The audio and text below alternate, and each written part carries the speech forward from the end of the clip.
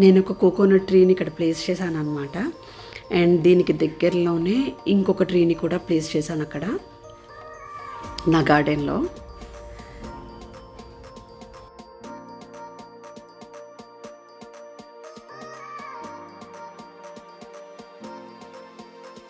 And ఈ ఎంట్రన్స్లో look రావడం కోసం అని ఏంటంటే బోత్ సైడ్స్ చిన్న చిన్న పైన్ ట్రీస్ని స్టిక్ చేశాను అనమాట. చాలా కష్టమైంది, ఈ పైన్ ట్రీస్ స్టిక్ చేయడం మాత్రం చాలా కష్టమైంది. సో ఫైనల్గా మన ఇల్లు అయితే కంప్లీట్ అయిపోయింది. నాకైతే 3 days టైం పట్టింది ఇది ఫినిష్ చేయడానికి.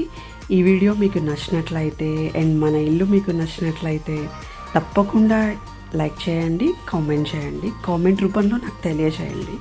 Thanks for watching my video. Radhe Krishna.